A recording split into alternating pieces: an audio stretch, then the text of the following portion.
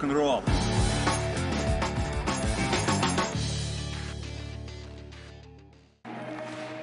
Hello everyone, welcome to the National Championships, the main event, the ladies' free program. What an event. This will be such a deep field, incredible skaters from 1 to 18, all battling for podium spots and for a spot on their international teams. What an event this will be. Hold on to your hats, hold on to your seats. Well, that was a remarkable performance, such depth, such power and speed. The difficult elements are there, but what's most amazing is the connection with the music. See what the scores are going to be, but I think they'll be right at the top. Hi Ted, how are you? Very good, thank you. My first question is your first reaction after you received the invitation for Russian nationals. Well, what an honor that was. I was on a flight actually out of Moscow to Chelyabinsk to cover the Junior Grand Prix event, and I received an email request, and I went, whoa, is this real? And I was thrilled. It's such an honor. Skating's been my life and passion, and to be asked to be a commentator in one of the greatest skating countries on the planet was, of course, a great honor. I couldn't say no, even though it was during Christmas time, I couldn't say no. So how many cities you visit already in Russia in your life, like St. Petersburg, Moscow? No, I've never been to St. Petersburg. Moscow, Saransk, Chelyabinsk, and Krasnoyarsk now. It's almost more than me. Yeah, well, it's a pretty big country, that's for sure. But when you know Russian nationals is in Krasnoyarsk, in Siberia. It's like heart of Russia, I can say, how do you feel about it? It was like some special feeling to go to Siberia? I immediately went to Google and checked out, first of all, where is this, right? And realized that it was in the middle of Siberia, and which is a bit of mystical for North Americans. So you hear Siberia, but what and where is that? So I immediately did some research on that. I said, that's a part of the world I would probably never really go to. What a great opportunity. And it's so beautiful. The buildings are amazing, the construction, you've got new apartments. People don't understand how Russia is growing and how it is, the infrastructure is being built up, and the sport is, especially figure skating, is just wonderful. So I'm very fortunate to be able to come and actually visit this country in a way that most people don't get. How do you feel about organization of this competition? How do you feel on this arena with our athletes? Because I think you never see so many Russian athletes. Well, let me back up to the 80s, because I came here in 1980-81, I think, as a coach for international competition with my skater. So I've seen the progression and the development of Russian skating from an organizational perspective, also on ice and the athletes as well. So the shock was when we went to, we were in Saransk a number of years ago, then we went for the Junior Grand Prix, then we went to Chelyabinsk. Well, 7,500 seats full for a Junior Grand Prix, which we've never heard of, so that was a shock. And then the organization in the city, the buildings and the posters, it was like a World Championships. And the same thing here. It's very special. You've got a growing number of volunteers. You've got lots of interest from corporate sponsors and local governments that are helping out. The level of delivery of figure skating in Russia is really one of the top in the world. Japan is very similar as well, at the highest level. Canada and the United States also very good.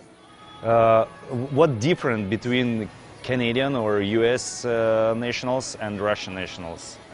There are maybe three features. Well, number one is the number of people in the seats. I have to be honest, just being dead honest, is that unfortunately in North America right now, although the sport is still very popular, it's not attended quite as well live for a live event. And generally speaking, here in Russia, the building is full. So that's number one. Number two, the type of infrastructure just within the delivery of the event itself, the field of play, the judges and the skating lounge and the media that we have here and the services. So that's at a very, very high level.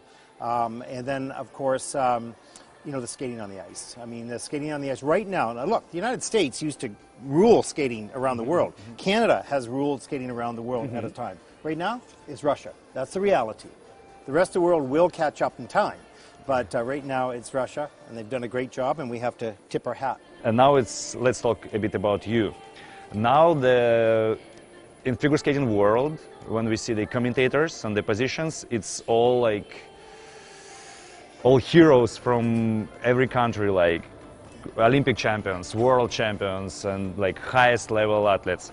And you're just like... I'm an old man. Yeah, like you know. Ted Bартон came from like just from, I don't know, Skate Canada, like former international skater, coach, but never like high level medalist or And you're like most successful. What is the secret? Vision, number one, and the passion for the sport in general. So how that all started is that I had the idea to globalize the sport of figure skating. I went to Peter Crick through the ISU, brought it to the ISU. They said, okay, let's try. So it was your project?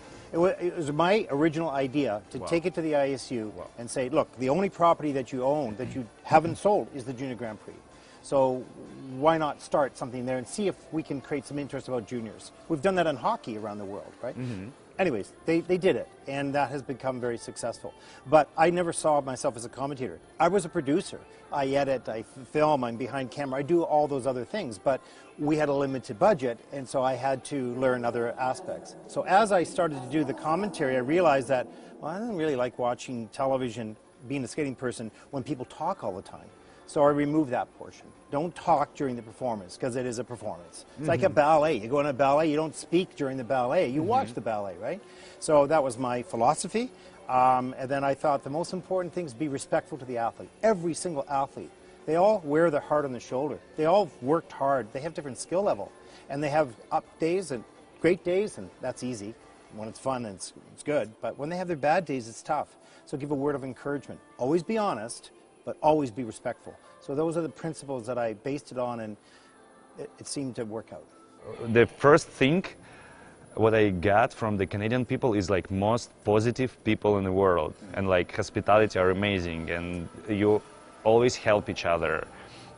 And how do you think this style of life, it's also work on your commentary position, like you? Yeah, I think in our country we care very much about each other and about the world, and there is a richness and a kindness and a purity in Canadian culture. I believe that is there, and I didn't intellectually think of that as we were doing the production, but the basic principles of being kind to people, but being honest. Some days you just have to be honest. Just sort of followed through. So I think our culture influenced me to be who I am as a person, and helped in the broadcast of the ISU events and here as well. So I'm always like, I just start my commentating career, and I don't know if I will do it for all my life, but now I enjoy it. And I met like a lot of new people like you, and it's a pleasure, and I learn a lot from like so big people in the figure skating world, like Alena Trusova and many other coaches and athletes for sure, from different countries. And it's like this opportunity is like very important for me. But my question is like my favorite commentator is like Dick Button. Yeah. And because I check every commentator and every style, and how I learn about you, it's from junior competition. Yes. And sometimes for me it's like sometimes for me it was boring to watch the first groups of the skaters, like when it's like from countries like India or whatever, not very figure skating countries, when they just start to make it in their countries. And for me it was kind of boring because low levels, for sure, not so many jumps, good jumps, but you all the time you found something good in athletes. Well, the spirit of that person trying the double salchow or trying to triple axel is the same. The mission for them to get out and land that double salchow is the same as Alena Kostorная trying the triple axel. Like it's a victory, right? So it's human. It's related to the person, to the soul of the person. So whether it's a double or a quad or a triple. So all I did was take the effort and the passion of a skater, no matter what their skill level was, and treat it with respect as you would with the good skaters, with the top skaters. So I think that helped people watch the first couple groups of skaters with more interest. One more question is like, what is your favorite moment about all competitions you commentate in? Like, what is your like lovely moment you're really proud, or you feel you have some amazing feelings about?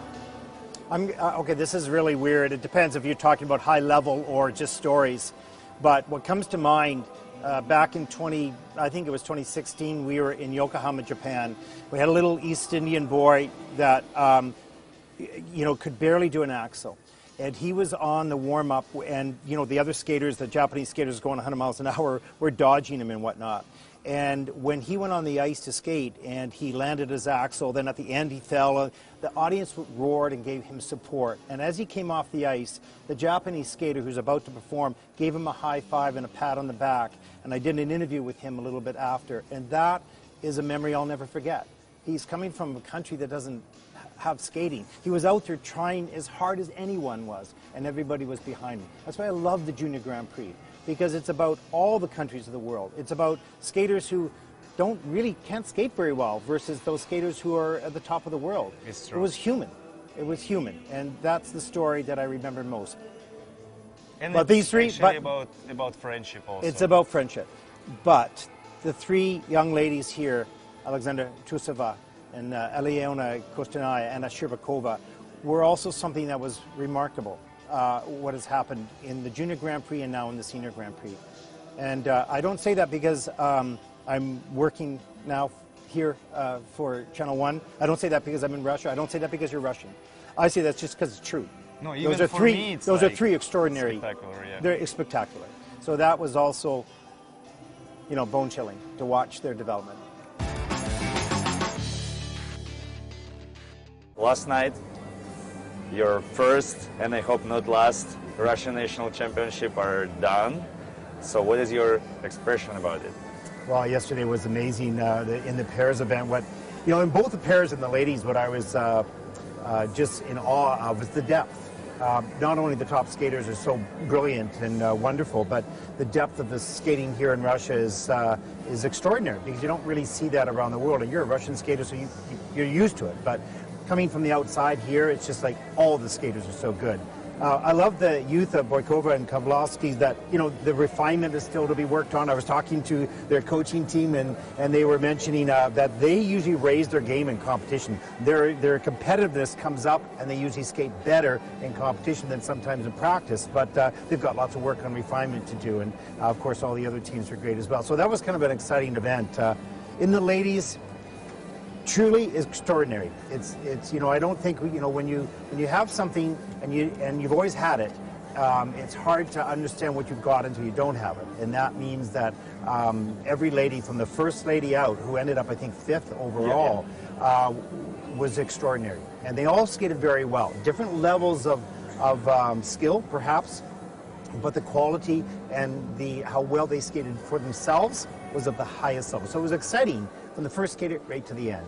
And then, of course, Anna Щербакова coming through, sort of the quiet one, if you will. Nobody really picks her to be there, and Alexandra's got all the quads, and Alena is spectacular with all her skills.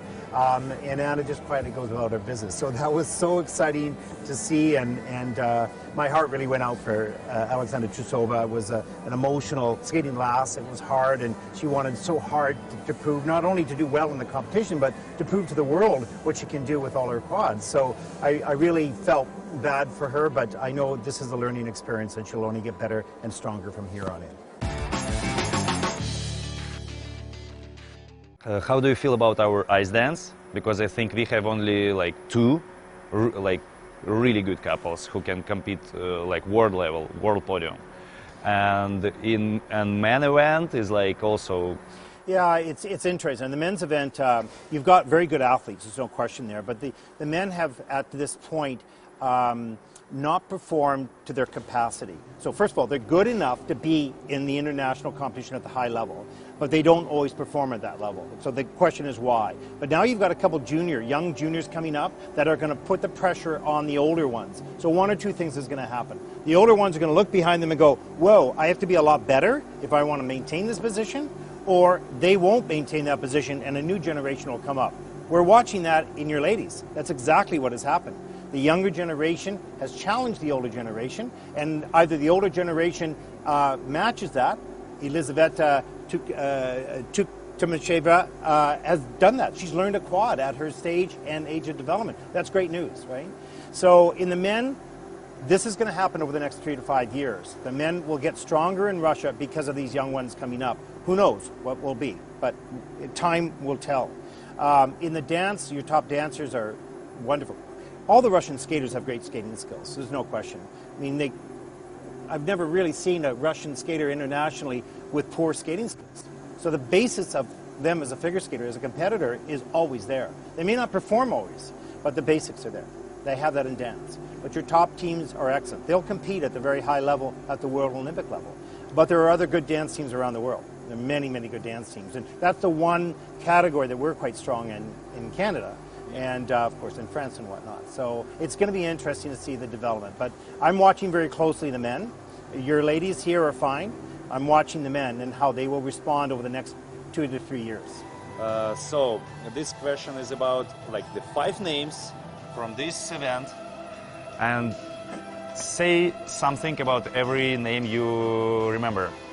Oh, wow, that's a tough one. Yeah. Really quick. It's good because this is live, so I can take some time doing this. But the first one that comes to my mind is obviously Alena Kostorная last night in the short program.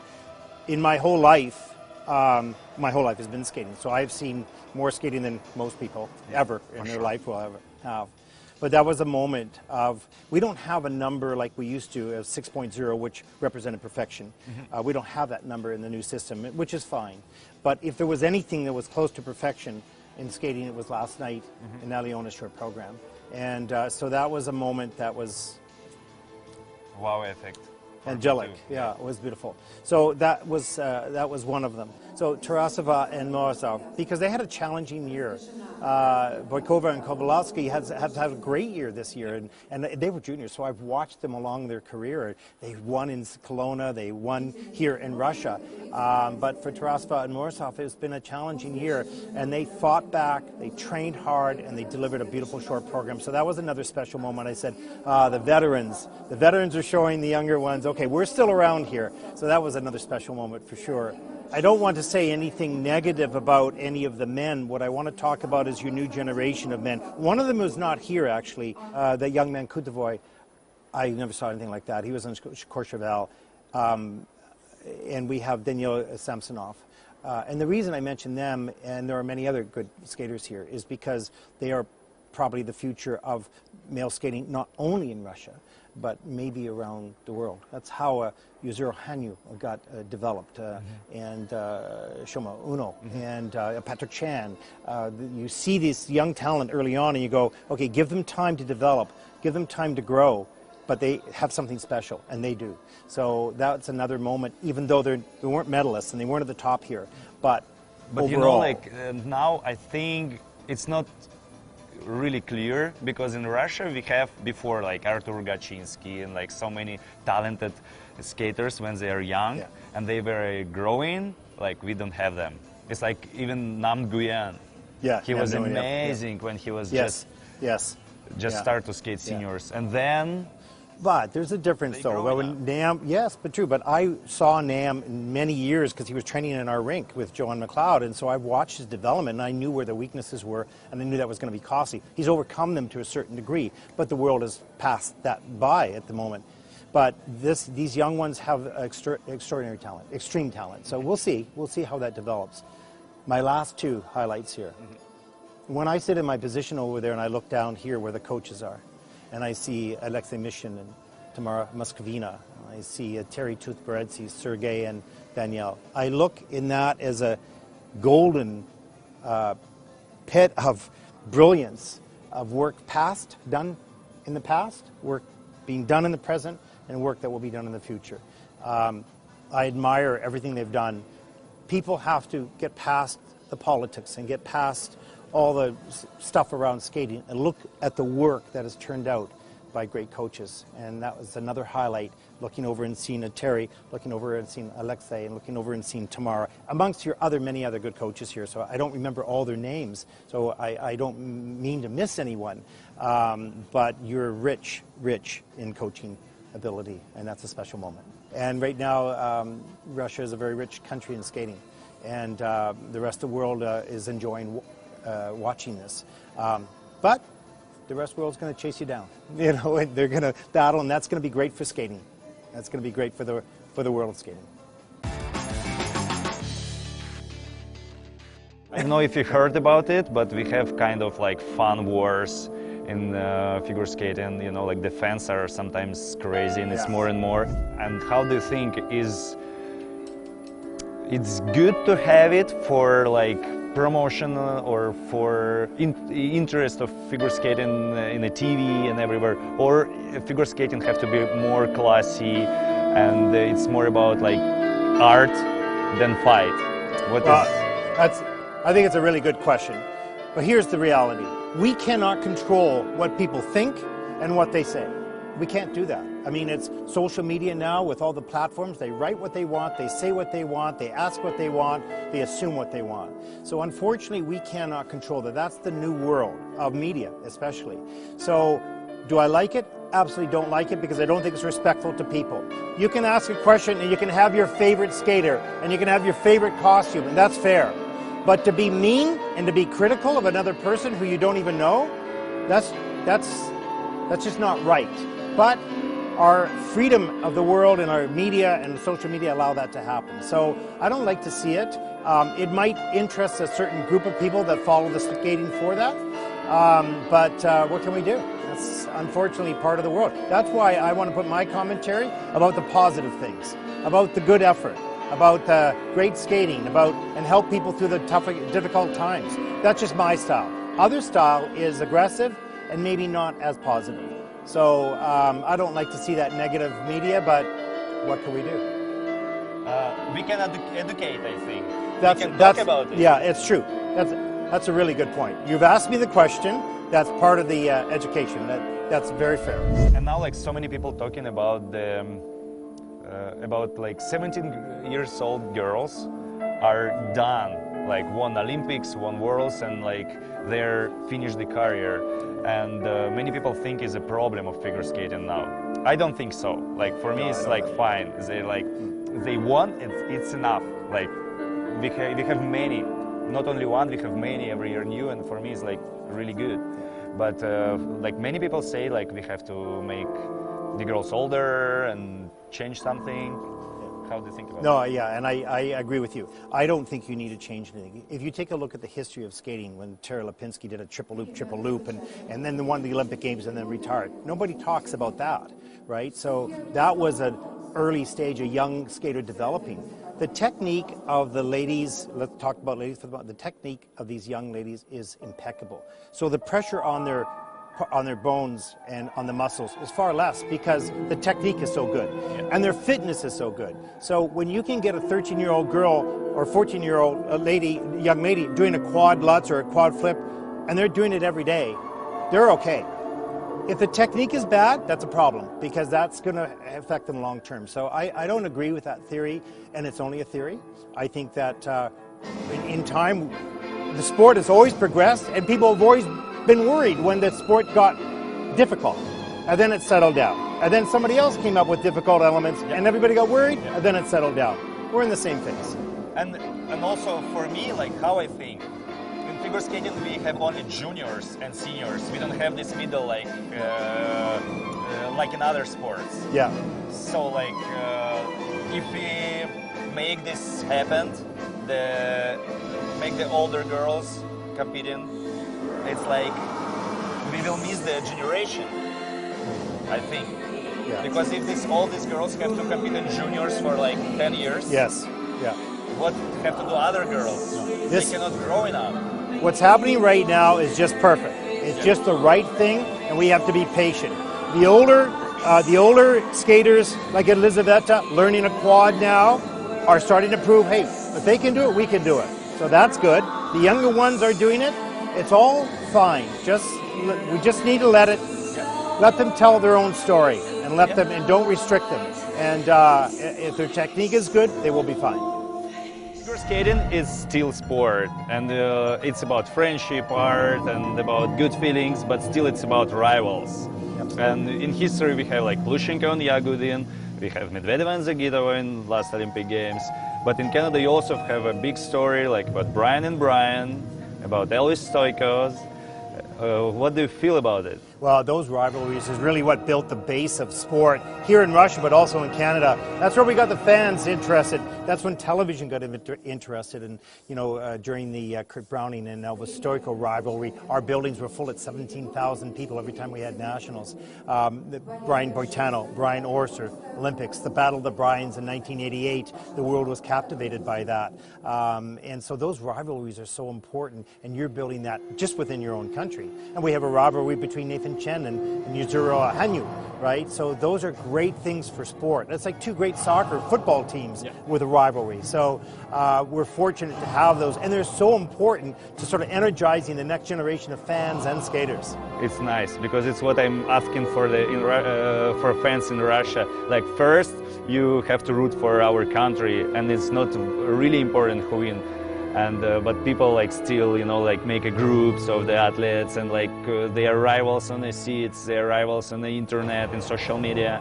So like, and for me, it's not really understandable, like how they can root against someone. Yeah, I don't understand that either. You have one of the best national anthems in the world. I mean, it's so inspiring. Yeah. Who cares?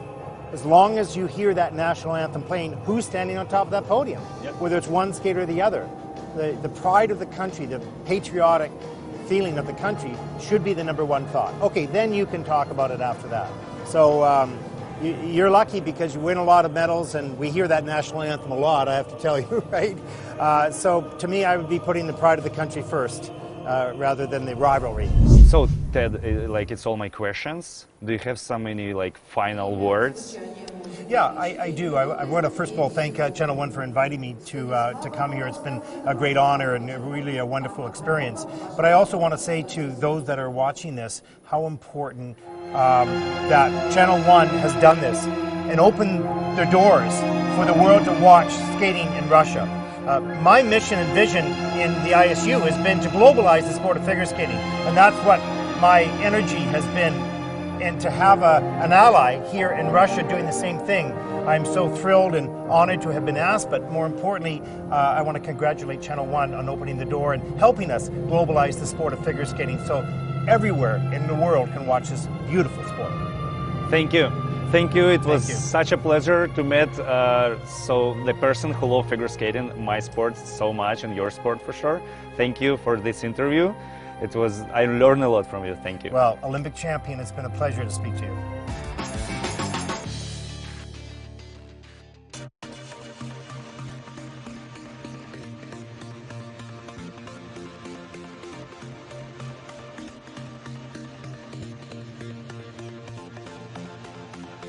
Brilliant choreography, brilliant delivery. This was the very best junior performance I have ever seen. Nothing has beaten that in my 6 years of watching juniors. Extraordinary.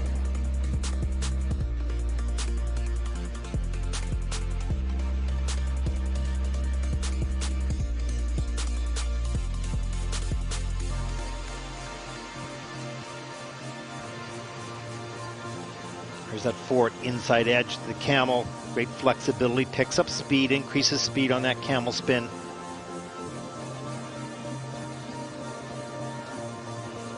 But again, the replays can't do justice to the performance.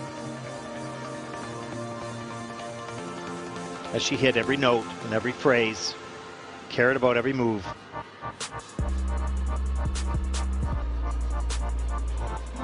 It was art, flexibility, and detail, sensitivity, maturity, the tender years of 12. There's the triple Lutz. If this didn't bring either a smile to your face or tears to your eyes, you may not be human. This is pretty special.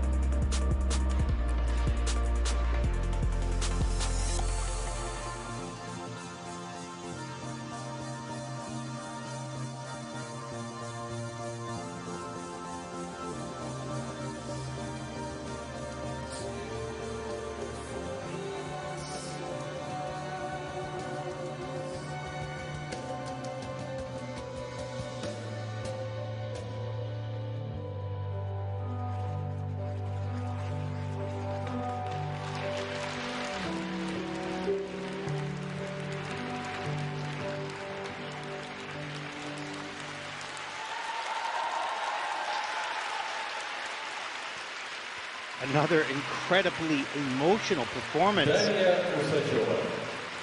It's extraordinary for these young people to have such passion and emotion and movement. But there's only one thing that I worry about. I worry that the fans here in Russia do not understand what they're watching. You need to help and support these athletes all the way through their career. There will be ups and there will be downs. But this is extraordinary, what you have here in this country. Celebrate it, support it.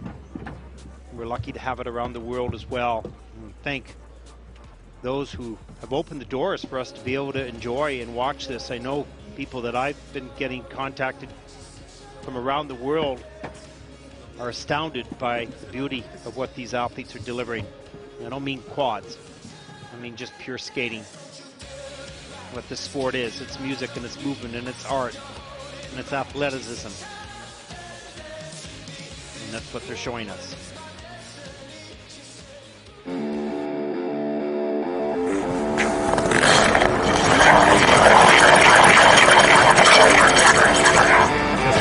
Рок-н-ролл.